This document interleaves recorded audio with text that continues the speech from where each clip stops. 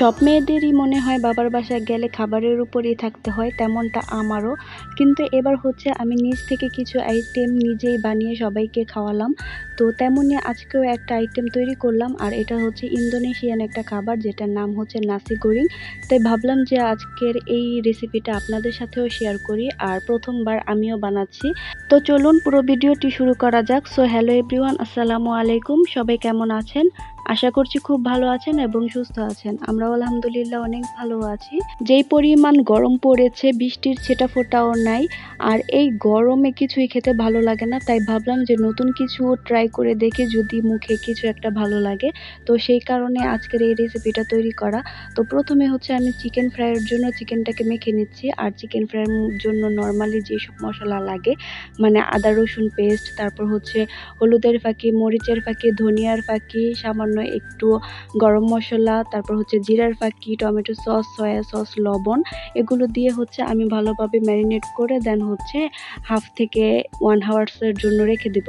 আজকে আমি হচ্ছে নাগা চিকেন ফ্রাই করব, সেই কারণে আমি নাগা মরিচটাকে একদম কুচি কুচি করে কেটে দেন সবার লাস্টে আবার দিয়ে একটু মেখে নিলাম আর কি। দেন এখন হচ্ছে রেস্টে রেখে দেব একটু ঢেকে।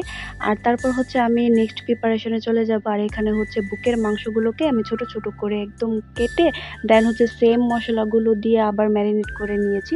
এটা আমি 15 মিনিটের জন্য ম্যারিনেট করে রেখে দেব। দেন চলে আসলাম চুলাতে, আর হচ্ছে একটা বড় কড়াই বসিয়ে দিয়েছি। তারপর দিয়ে দিলাম তেল, আর তেলটা গরম হয়ে আসলে আমি এখানে রসুন কুচি দিয়ে দিয়েছি। আর এভাবে হচ্ছে তেলের মধ্যে রসুন কুচি দিয়ে একটু ভেজে নিলে হয় কি, মানে স্মেলটা অনেক ভালো আসে আর খেতেও অনেক বেশি ভালো লাগে।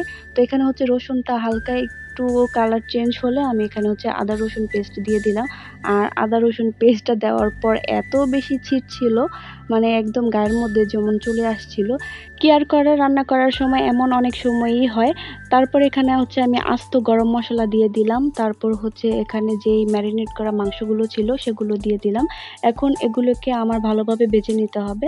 দেন দিয়ে দিলাম এখানে একটা তেজপাতা, আর একটু ভালোভাবে মিক্স করে দেন এক সাইডে রেখে দিলাম, কারণ মাংসগুলো আমার ভাজা হয়ে গেছে। এখন হচ্ছে একটা ডিম দিয়ে দিলাম।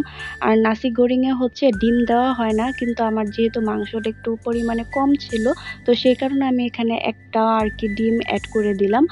আর এই তো এখন হচ্ছে ডিমটাকে স্ক্রাম্বল করে নিব ভালোভাবে করে, তারপর হচ্ছে আমি চিকেনটার সাথে আবার ভালোভাবে মিক্স করে নিয়েছি। তো আমি হচ্ছে প্রথমবার বানাচ্ছি, তো পরিমাণ সেই রকমভাবে আর কি ঠিকঠাক হচ্ছিল না। তো প্রথমবারের তুলনায় তারপরও আলহামদুলিল্লাহ যতটুকু পেরেছি।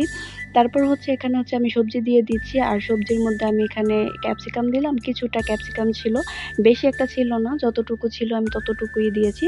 আর গাজর ছিল অনেকটুকু, তো পরিমাণ মতো আমি গাজর দিয়ে দিলাম। আর এখানে হচ্ছে পেঁয়াজ কুচি দিয়ে দিয়েছি। আর পেঁয়াজটা হচ্ছে আমি একটু মোটা মোটা করে কেটে নিয়েছি, যেন কামড় দিলে মানে বোঝা যায় যে পেঁয়াজ। সাথে হচ্ছে কাঁচামরিচ ফালি করে দিয়ে দিয়েছি। আর এই নাসি গোরিংটা তৈরি করতে অবশ্যই গাজর দিতেই হবে, গাজর দিয়ে মেনলি এই নাসি গোরিংটা তৈরি করা হয়। তো সবকিছু আমার ভালোভাবে ভাজা হয়ে গেছে, আর সবকিছু ভালোভাবে সিদ্ধও হয়ে গেছে। দেন হচ্ছে এখানে আমি পোলাও দিয়ে দিচ্ছি। আর এই নাসি গোরিংটা মেনলি হচ্ছে ভাত দিয়ে তৈরি করা হয়। তো আমি হচ্ছে আজকে পোলাও দিয়ে তৈরি করলাম, মানে ভাত দিয়ে তৈরি করিনি।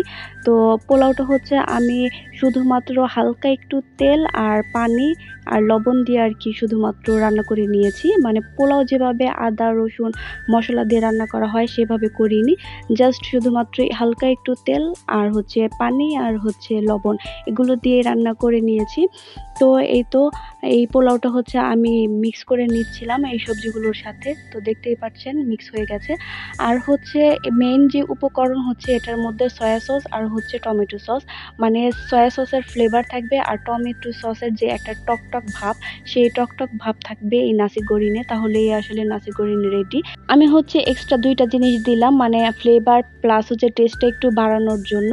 যেহেতু গরম বললামই যে মুখে এখন কোনো টেস্টই নাই গরমের কারণে, তো সেই কারণে হচ্ছে এখানে আমি আবার নাগা মরিচ একদম কুচি কুচি করে দিয়ে দিলাম। তারপর হচ্ছে আমি প্রাণে যে আমের আচারগুলো আছে, সেই আমের আচার কতটুকু দিয়ে দিলাম, যেন আচারে আচারে একটা ভাব আসে।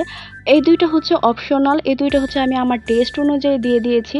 আর এই দুইটা ছাড়া হচ্ছে একদম পারফেক্ট নাসি গোরিং তৈরি করা হয়েছে। আর এই দুইটা দেওয়ার পর হচ্ছে এটার টেস্টটা একটু আচারি আচারি হয়েছে এই আর কি।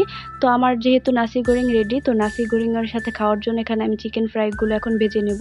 ফ্রাই ভাজার জন্য এখানে হচ্ছে আমি আটা নিয়ে নিয়েছি, তো ময়দা দিয়েও করা যায়, তো আমার কাছে যেহেতু ময়দা ছিল না আমি আটা দিয়ে করছি। আটার সাথে আমি হালকা একটু মরিচের গুঁড়া আর হচ্ছে লবণ মিশিয়ে নিয়েছি। তো আটার মধ্যে প্রথমে আমি চিকেনগুলোকে একটু কোট করে নিলাম, তারপর হচ্ছে আমি নর্মাল পানিতে একটু চুবিয়ে মানে একবার চুবিয়ে তারপর হচ্ছে আবার কোট করে নিচ্ছি আটা দিয়ে। আর এবার হচ্ছে একটু চেপে চেপে ভালোভাবে মানে দিতে হবে যেন একদম চিকেনের গায়ে আটাগুলো লেগে যায় আর একদম একটু কেমন আঁকাবাঁকা এমন হয় আর কি। তো একটু সময় নিয়ে ভালোভাবে চেপে চেপে বসাতে হবে, তাহলেই একদম দোকানের মতো বা রেস্টুরেন্টের মতো চিকেন ফ্রাইয়ের যে শেপটা সেটা পাওয়া যাবে। তো এই তো আমার কোট করাও হয়ে গেছে আর এখানে দেখছিলাম যে তেলটা গরম হয়ে গেছে কিনা।